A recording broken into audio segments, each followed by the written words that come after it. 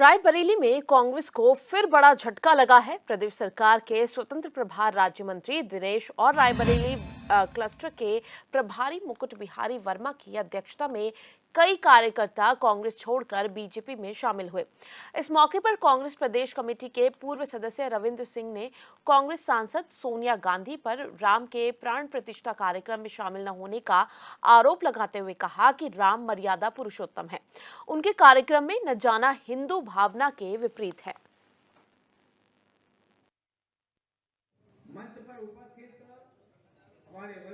14 लोगों ने, कांग्रेस के वरिष्ठ 14 लोगों ने आज भारतीय जनता पार्टी की सदस्यता ली है।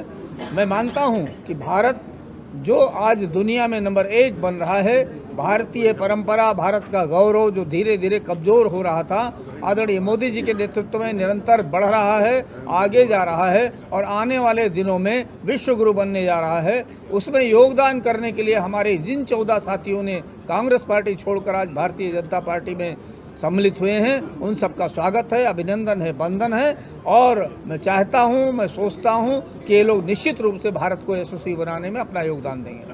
कांग्रेस पार्टी का प्रत्याशी घोषित करने की जिम्मेदारी तो उसी की है जिसको यहाँ चुनाव लड़ना है, और वो अपना स्वयं निर्णय नहीं ले पा रही, तो इसका मतलब कि कांग्रेस डरी हुई है। और मैं इस बात को बखूबी जानता हूँ, शास्त्र सम्मत विषय है कि चुनाव में हार के कारणों से कोई पराजित नहीं होता।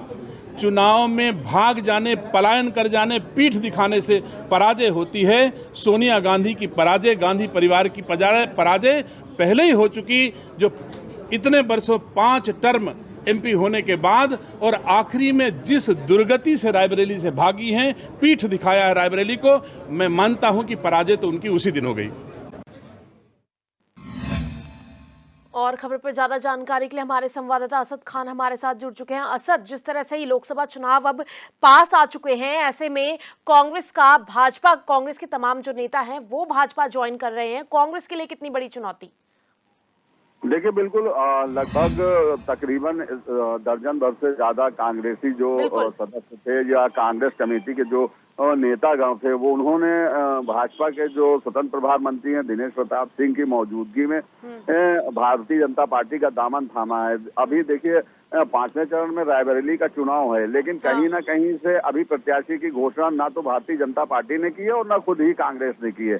कयास जरूर लगाए जा रहे हैं कि प्रियंका गांधी रायबरेली से लड़ सकती हैं, राहुल गांधी अमेठी से लड़ सकते हैं, लेकिन इस देरी का कहीं ना कहीं कार्यकर्ताओं में रोष भी दिखाई पड़ रहा है और मायूसी भी दिखाई पड़ रही है, जिसका फायदा पूरा अब भारतीय जनता पार्टी उठा रही है। क्योंकि बूथ स्तर पर लगातार कई महीने पहले से वो काम कर रही थी।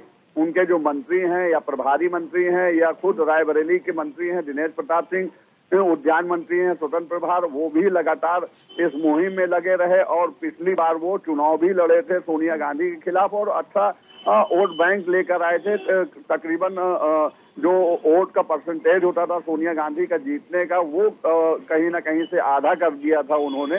फिर भी उसके बाद अब लगातार 5 साल सोनिया गांधी का रायबरेली में न आना, कार्यकर्ताओं का जनता के बीच में न जाना, अब 2024 का चुनाव है, इसमें भी देरी, तो कहीं ना कहीं भारतीय जनता पार्टी इसका पूरा फायदा उठा रही है और रायबरेली में कहीं ना कहीं से कमल खिलाने का पुरजोर प्रयास भी है। और लगातार जो कांग्रेसी सदस्य हैं या छुटभैया नेता हैं या जो कांग्रेस कमेटी के सदस्य हैं, वो लगातार बीजेपी की ओर मुंह कर रहे हैं, तो कहीं ना कहीं से उनका कांग्रेस से मोह हो रहा भंग हो रहा है और ये कहीं 2024 के चुनाव में घातक साबित ना हो, ये देखने वाली बात होगी। बिल्कुल असद, जिस तरह से कांग्रेस की तरफ से मौका मिल रहा है, इसके चलते बीजेपी का कुनबा भी लगातार इसके लिए बढ़ता जा रहा है। लेकिन अगर बात करें हम यहाँ पे भाजपा पार्टी की, तो जिस तरह से तमाम दर्जनों नेता जो हैं कांग्रेस के नेता वो भाजपा में आ रहे हैं, ऐसे में भाजपा को क्या कुछ नुकसान भी, और कितने लोगों को वो अपनी पार्टी में शामिल कर सकते हैं ऐसे में?